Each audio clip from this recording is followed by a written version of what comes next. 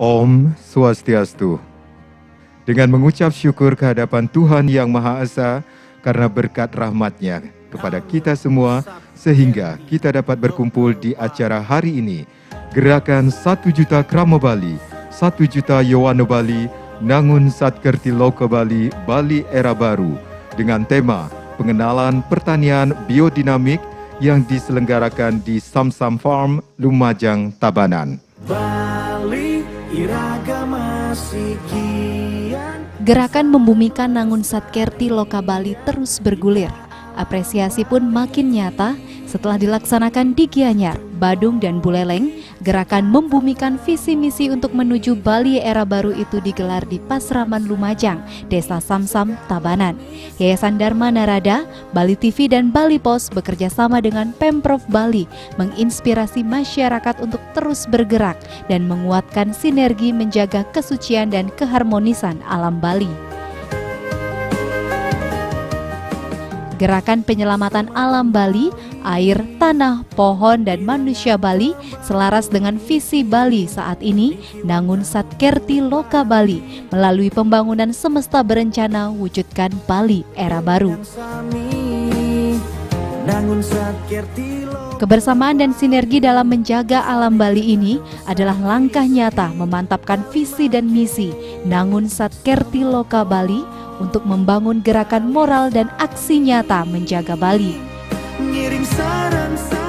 Gerakan menjaga kesucian dan keharmonisan alam Bali beserta isinya dan mewujudkan kehidupan kerama Bali yang sejahtera, bahagia, skala dan niskala diwadahi gerakan 1 juta kerama Bali dan gerakan 1 juta Yowana Bali.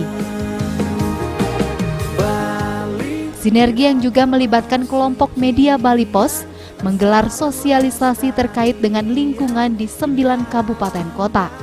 Khusus di Kabupaten Tabanan, peserta diberikan pengenalan tentang biodinamik sebagai strategi mengharmoniskan alam Bali dengan mendekatkan menjaga sanitasi ekosistem lingkungan yang ramah lingkungan. Merawat ekosistem lingkungan selain sebagai salah satu bagian dari program Nangun Satkerti Loka Bali, juga dianggap paling tepat dan pas untuk bisa segera digetok tularkan oleh para peserta ke desa-desa, di mana para peserta sosialisasi ini merupakan perwakilan dari Yowana dan Kerama Bali di 10 kecamatan di Kabupaten Tabanan.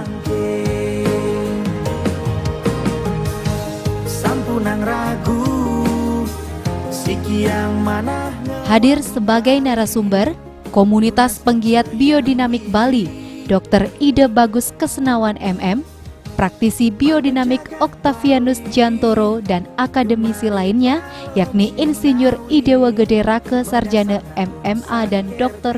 Andes Iwayan Suwande SP MSI.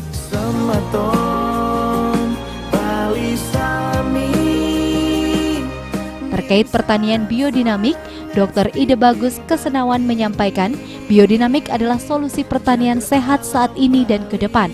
Karena saat ini, rendahnya status gizi masyarakat disebabkan mutu pangan yang dikonsumsi dan kualitas produk pertanian. Namun di Bali saat ini, bertani ala biodinamik belum dikenal. Padahal bertani biodinamik sebenarnya memberikan solusi mitigasi terhadap dampak pangan kimia sintetik pada pertanian, praktek bertani sehat dan selaras dengan alam. Sebagai dokter yang berpraktek 16 tahun dengan pengobatan herbal dan bunga, tentu kasus-kasus tentang sakit yang banyak yang tidak terdeteksi atau tidak bisa diobati dengan obat kimia medis, kami sudah banyak mengalami. Itulah sebabnya konsep sehat seperti body, mind, soul itu penting sekali. Jadi tidak hanya kita minum-minum obat aja, tapi bagaimana hidup sehat itu juga penting sekali. Dari penyebab penyakit selain faktor pikiran, yang sekarang banyak berperan itu justru dari pola makan dan makanan yang kita makan. Dulu pernah tahu enggak bagaimana dapat sayur yang bagus sebelum pandemik ini? Susah kan? Sayur yang kita beli sudah enggak bagus kan? Banyakan yang bagus-bagus itu sudah ke swalayan, ke hotel. Tapi begitu pandemik, pariwisata turun, hotel tutup, restoran tutup, Sekarang kita bisa beli di. Nah, apakah makanan yang terlihat bagus itu mempunyai juga energi yang bagus, kualitas yang bagus, atau aman enggak dari pestisida, dari bahan kimia? Tentu kita enggak tahu kan. Nah, padahal kita tahu betapa pentingnya makanan itu untuk kesehatan tubuh kita. Banyak sekali penyakit-penyakit yang dimunculkan dari makanan yang kurang sehat. Baik dari unsur nutrisinya yang sangat kurang, belum lagi kandungan kimianya. Tidak hanya bicara tentang tanaman, tapi juga produk hewannya di dalamnya. Nah, bagaimana mencari makanan yang sehat itu? Tentu harus dari pertanian yang sehat kan. Pertanian yang sehat yang Bapak Ibu tahu, adik-adik tahu sekarang saat ini apa? Kan organik gitu ya. Tapi apakah kemudian organik itu betul-betul bisa terbebas dari kimia atau tidak? Sulit untuk melihat. Semua orang berpikir ketika memakai pupuk organik dianggap sudah organik. Ketika dia sudah memakai bahan alami seperti kotoran hewan sudah dianggap organik. Padahal mereka lupa. Dalam suatu lingkungan pertanian yang sehat itu harus dilihat juga bagaimana kondisi tanah saat itu, bagaimana sumber airnya pada saat itu, ada tercemar enggak? Kalau kita sibuk-sibuk pakai alami tapi sumber air yang dipakai nyiram tercemar kan juga percuma. Apakah memakai pupuk pestisida atau tidak? Ada petani organik yang kemudian dia menghabiskan lahannya, pupuk organik untuk lahannya. 1 ton itu dibeli 800.000 untuk satu periode 1 tahun pasca tanam. 1 musim tanam itu membutuhkan hampir 20 ton, kalikan sudah semua itu. 16 juta kan. Nah, kita jadi mikir mana mungkin pemuda-pemuda sekarang diajak untuk bertani. Orang sudah nyata-nyata rugi, lebih baik bisnis online kan. Ya kan? Padahal sebenarnya kos pertanian, biaya pertanian dengan biodinamik nanti Bapak, Ibu, adik-adik bisa tahu dah seberapa efektif kosnya kalau kita memakai ini. Dari masalah-masalah organik ini dah kelemahan dari tanah, tanaman yang tidak lebih sehat. Di situ kita berpikir sudah organik kok tidak. Nah, adalah yang disebut sekarang dengan biodinamik ini. Ini yang sering dibilang organic plus. Ilmu biodinamik ini yang berasal dari kata bios dan dinamos. Jadi bios itu hidup, dinamos itu aktif bergerak gitu, harus supported juga di sana. Ini yang akan memberi sedikit penjelasan betapa pentingnya keselarasan alam dan energi semesta itu. Sehingga ketika masa di mana iklim ini sudah berubah, ada cara untuk menyerap energi kosmik, energi semesta ini. Bagaimana pada fase awal, kita perlu memperhatikan juga kesehatan daripada tanah, lingkungan, sumber air semua. Dan pertanian biodinamik itu pada intinya lebih tertutup. Tertutupnya begini. Kalau kita misalnya mau punya ternak nih, nyari makannya rumputnya pasti di luar kan. Di luar apakah rumput bagus atau tidak? Belum tentu kan. Nah, bisa enggak membayangkan pelihara sapi, kotorannya kita pakai, kencingnya kita pakai, tanam rumput di sana, rumputnya di lahan itu kita potong, kita kasih sapinya lagi. Kita tanam sayur, manusia yang tinggal makan di situ. Jadi dalam satu komunitas tempat itu mandiri, dia tidak memerlukan bahan-bahan dari luar. Karena ini sifatnya dia mandiri, kebutuhan alami dari sana, itulah diharapkan menjadi sehat. Nah, kita punya potensi besar, tapi banyak yang tidak mau peduli dengan potensi yang ada. Mereka lebih senang pestisida dapat hasil cepat, untung banyak, tapi mereka lupa. Mereka menyakiti bumi ini, mereka menyakiti badannya, dan menyakiti generasi berikutnya gitu. Itu maksudnya. Nah, Tiang dari segi kesehatan memaparkan itu. Seperti ini modalnya. Sebentar Pak Nge, sebentar Nge. Sebelum Pak Octavius ngambil alih untuk ini, saya contohkan produk-produk katanya produk yang dari sini yang organik. pisang ini. Yang niki tidak dibungkus di pasar. Niki yang organik. Oke, kita bandingkan aja dua ya, yang beli di pasar dan yang katanya organik. Ya, siapa yang lengannya besar, yang badannya cukup kokoh? Mari maju satu. Yang anak muda. Ayo ini yang ini. Ayo sini. Untuk membuktikan, karena kebetulan saya belajar kinesiologi. Kinesiologi itu untuk mendeteksi apakah energi makanan itu maksimal atau tidak. Apakah mengandung kimia atau tidak. Kalau mengandung kimia, nanti begitu saya tempelkan di tubuhnya, siapa? Rama. Di tubuhnya Rama, dia akan jatuh. Ilmu ini dikenal di luar namanya muscle testing. Tapi kalau di biologi bisa ya. Tangannya Rama mana yang kuat? Kanan apa kiri? Kanan, oke. Jadi begini, nah, tahan yang kuatnya, yang tekan sini, tahan, nah, seperti ini. Ya. Kalau misalnya saya tempelkan yang beli di pasar, ya, ini beli di pasar. Kalau dia tidak cocok, berarti mungkin dia mengandung kimia atau pestisida, walaupun sekian persen, ini akan jatuh. Tahan yang kuatnya, tahan sekuatnya. Bisa tahan? Sekarang bandingkan dengan organik. Yang ini katanya organik berarti dianggap kan sehat, tidak mengandung kimia. Tahan yang kuat. Bisa rasakan beda? Ya. Lagi sekali yang tahan yang kuat. Mau coba siapa yang lebih sitang lagi? Ini udah nggak sitang lagi. Nah, punya mimpi besar bahwa makanan yang tersedia di Bali dulu itu semua mengandung living force, artinya energi yang bagus untuk tubuh kita. Terus kalau mengandalkan pertanian yang seperti sekarang, pestisida, apa yang mau diharapkan? Begitu maksudnya. Itu sebabnya ini adalah pengenalan, ya, bukan pelatihan. Pengenalan ini untuk membuka wawasan bahwa betapa pentingnya hasil pertanian yang bagus. Nah, dari situlah ada harapan Bapak, Ibu, adik-adik semua membuka diri tentang pertanian yang sehat itu. Saya kira cukup sekian dulu, nanti tanya jawab session berikutnya. Sekarang Pak Octavius yang akan menerangkan sedikit tentang bagaimana biodinamik sudah berkembang di Indonesia dan apa-apa yang perlu kita sikapi. Oke?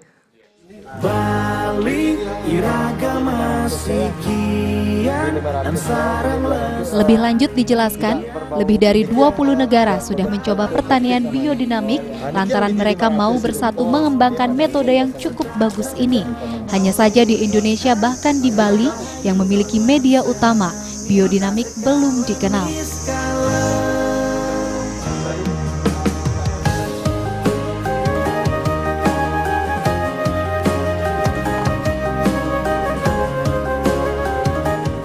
Inilah yang dicoba digaungkan ke depannya bersama generasi muda untuk menghasilkan komoditi pertanian yang sehat dan memiliki energi. Pertanian biodinamik merupakan strategi penyelamatan alam Bali, tanah dan air dalam tercemarnya zat kimia. Eling yang sami nangun sakir tilo ke Bali sane kedadosan. Sementara itu, praktisi biodinamik Octavianus Giantoro menambahkan, biodinamik sebenarnya bisa menjadi peluang bukan hanya di Bali tetapi di Indonesia yang notabene sudah ketinggalan dari negara lain. Di Nusantara ini telah tersedia sumber daya alam, dengan biodinamik tentu saja bisa mengurangi ketergantungan pada produser pupuk ataupun pestisida. Harmonis pakedek pakunya. Kami di biodinamik diajari bagaimana kita bisa, tadi kata yang diucapkan oleh Pak Dokter adalah selaras dengan alam. Mungkin teman-teman bisa merasa ya, kadang-kadang di hidupnya merasa terbantu. Mau kerja ini lancar aja. Tetapi kadang-kadang juga kok masalah lagi gitu. Itu yang disebut kita ingin bisa selaras dengan alam, agar di kebun kita nanti semuanya damai, lancar berjalan. Yang paling penting adalah damai di hati petaninya sendiri. Itu yang paling penting. Kalau bayangkan kalau sehari-hari kita punya kebun, tapi kita resah. Ini kapan bisa panen? Kira-kira berapa ya uangnya ya, hasilnya ya? kira-kira ada hama apa nih berikutnya? Saya harus beli obat, harus beli pestisida apa ini? Kalau sehari-harinya begitu bawaannya petani ini, tanamannya juga akan mendapatkan efek yang seperti itu. Nah, ini yang kita ingin mengajarkan, marilah kita berubah dari pola yang seperti itu ke pola yang selaras dengan alam. Di mana dengan biodinamik ini, tadi Pak Dokter sudah katakan, tidak ada perlu beli apa-apa. Kita bikin semuanya di situ. Kita ini bertani dengan rasa. Rasanya gimana kita di kebun itu? Yang kita inginkan adalah damai ya, senang, happy di situ. Karena itu akan bermanfaat kepada lingkungan kebun kita dan juga kepada kitanya sendiri dan juga kepada keluarga kita dan juga kepada tetangga-tetangga kita, komunitas kita. Ini yang plusnya tadi yang disebutkan oleh Pak Dokter, biodynamic plus. Ini kita bertani dengan rasa. Kita rasa yang bagus yang mana sih untuk kenapa kita pakai kotoran sapi? Kenapa enggak kotoran ayam? Kenapa enggak kotoran kambing? Sapinya juga maunya yang sapi dikasih makan rumput. Kita di Bali itu bersyukur masih banyak sapi yang dikasih makan rumput karena dikasih makannya organik dan rumput. Itu kita pakai nanti. Itulah emas yang disebutkan tadi. Pertanyaannya lagi, kenapa kok ini?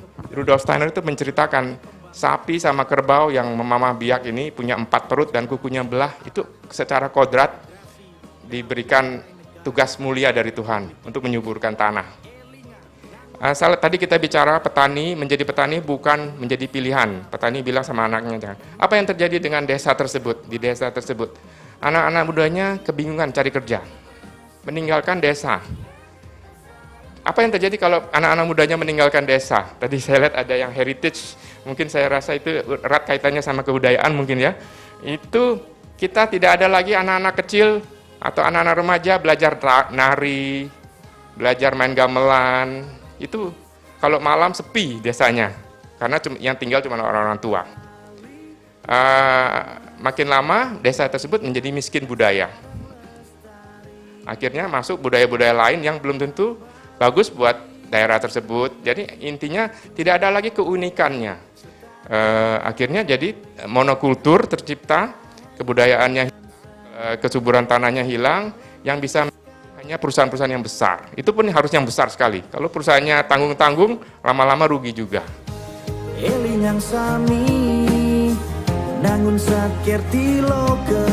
Ditambahkan pula, biodinamik ini bisa dilakukan oleh semua kalangan, baik di level rumah tangga, petani kecil maupun yang memiliki lahan besar.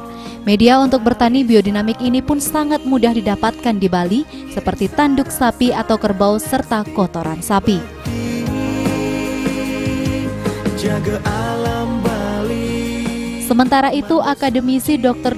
Andos Iwayan Suwande juga mengatakan kotoran sapi dijadikan media biodinamik karena di dalam sistem pencernaan atau usus sapi sudah mengandung mikroorganisme dan beberapa enzim yang mengandung zat-zat tertentu yang dibutuhkan oleh tanaman.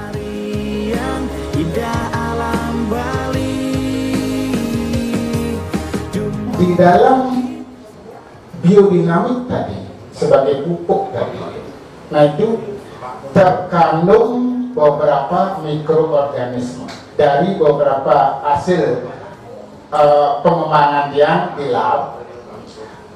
Ada konsorsium mikroba, baik itu jamur maupun bakteri, dari yang ambil tanah biji itu, terus dia encerkan 3 kali pengenceran, kemudian 4 kali, 5 kali tahap-tahapnya itu. Nah, ditemukan beberapa atau konsorsium mikroorganisme, baik itu bakteri maupun jamur, yang secara morfologis, nah karena belum yang identifikasi jenis apa. Nah, secara morfologis dari penampilan, dari bentuknya, strukturnya, itu ada trichoderma, bakteri jamurnya, dan Pseudomonas bakteri.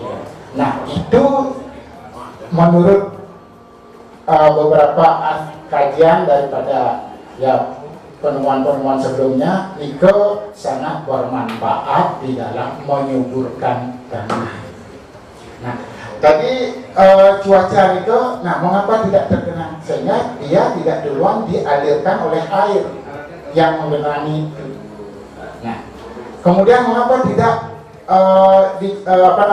dekat dengan akar tanaman? Kalau akar tanam di sana, justru akar tanaman itu yang duluan menyerap unsur-unsur yang dihasilkan oleh proses fermentasi.